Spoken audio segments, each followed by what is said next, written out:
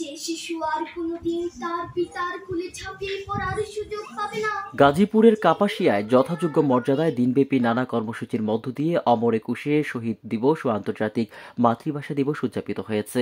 ২১শে ফেব্রুয়ারি শুক্রবার একুশের প্রথম প্রহরে উপজেলা প্রশাসন সহ বিভিন্ন শ্রেণী পেশার লোকজন শহীদ মিনারে ফুল দিয়ে ভাষা শহীদদের প্রতি শ্রদ্ধা জানিয়েছেন। উপজেলা প্রশাসনের আয়োজনে শুক্রবার সকালে পরিষদ সভাকক্ষে মহান শহীদ দিবস ও আন্তর্জাতিক মাতৃভাষা দিবস উপলক্ষে আলোচনা সভা, সাংস্কৃতিক অনুষ্ঠান ও পুরস্কার বিতরণী অনুষ্ঠিত হয়েছে। উপজেলা নির্বাহী কর্মকর্তা তাবান্না তাসনিম এর সভাপতিত্বে এবং উপজেলা সহকারী শিক্ষা অফিসার এস.এম. ফাতেমার পরিচালনায় অনুষ্ঠিত আলোচনা সভায় অন্যান্যের মাঝে বক্তব্য রাখেন সহকারী কমিশনার ভূমি মোহাম্মদ নুরুল আমিন, জামায়াতে ইসলামী গাজীপুর জেলার নায়েবে আমির মাওলানা মোহাম্মদ শেফাউল হক, প্রাণী সম্পদ কর্মকর্তা ডাক্তার মোহাম্মদ আতিকুর রহমান, থানার সাব ইন্সপেক্টর মোহাম্মদ আমিনুল হক, কাপাসিয়া সদর ইউনিয়ন বিএনপির সভাপতি ও বিআরডিবি চেয়ারম্যান মোহাম্মদ সেলিম হোসেন। কাপাসিয়া থেকে মোজাম্মেল হোসেনের রিপোর্ট, আমার বার্তা।